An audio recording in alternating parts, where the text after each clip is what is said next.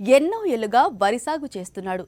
పెరిగిపోతున్న పెట్టుబడి ఖర్చు, కూలీలు దొరకపోవటం, తెగుళ్ల బెడద ఎక్కువ కావటం, ఇలా రకరకాల కారణాలతో వరి సాగులో ఆదాయం తగ్గిపోతూ ఉండటంతో ప్రత్యామ్నాయ పంటలపై దృష్టి పెట్టాడు.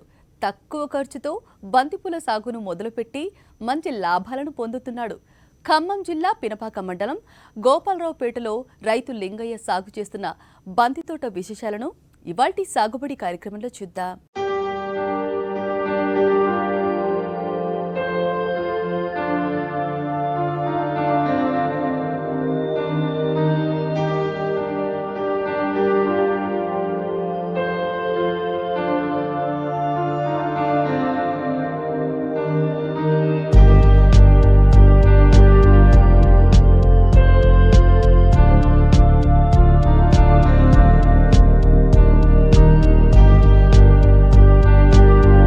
ఖమ్మం జిల్లా ఏజెన్సీ ప్రాంతాల్లోని చిన్న సన్నకారు రైతులు సంప్రదాయ పంటలు కాకుండా పూల సాగుతో మంచి లాభాలు పొందుతున్నారు.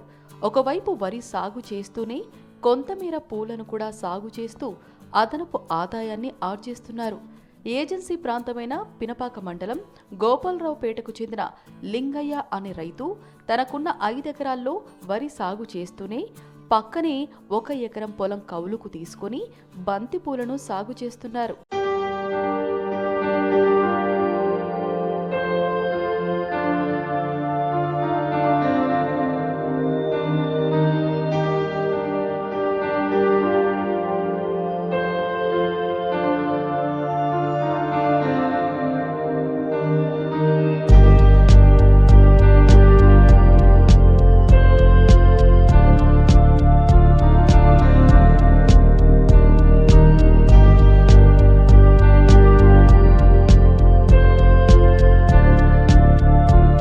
ఎకరం పొలంలో వరి సాగు చేయాలంటే ఎన్నో వ్యయ ప్రయాసల కూర్చి సాగు చేయాల్సి వస్తుంది.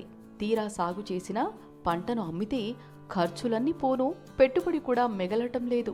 అందుకే 30,000 రూపాయల పెట్టుబడితో ఎకరం పొలంలో బంతిపూల సాగును మొదలుపెట్టి ఖర్చులన్నీ పోను దాదాపు 50,000 రూపాయల దాకా ఆదాయం పొందానని చెబుతున్నాడు రైతు లింగయ్య. నేను గిట్లా 1 ఎకరం బంతి తోట వేసిన, ఆ బంతి తోట మీద కొద్దిగా ఆదాయం వస్తుందని బంతి తోట వేసుకున్నా. దానికి పెట్టుబడి ఒక 40,000 అవుతుంది.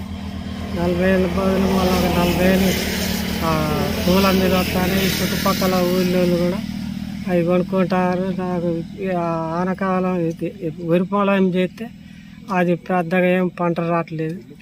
ఇదైతే కొద్దిగా ఆదాయం వస్తుందని ఇది చేసుకుంటాం.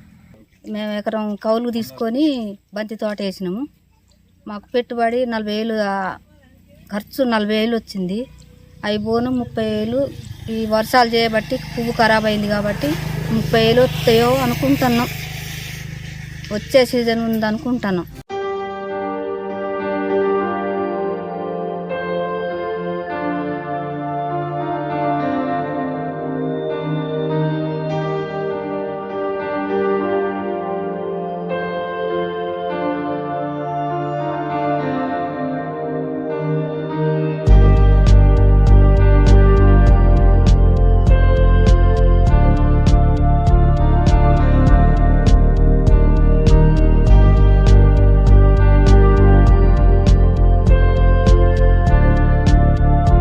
రైతులు ఇటువంటి సాగుని ఇంకా కొనసాగిస్తే ఇట్లాంటి అవసర సమయంలో అందరికి కూడా ఉపయోగపడతాయని చెప్పేసి మేము కోరుకుంటా ఉన్నాం. సో ఈ బంతిపూల తోట వేయడం వల్ల మా మహిళలందరికీ చాలా ఉపయోగకరంగా ఉంటుంది.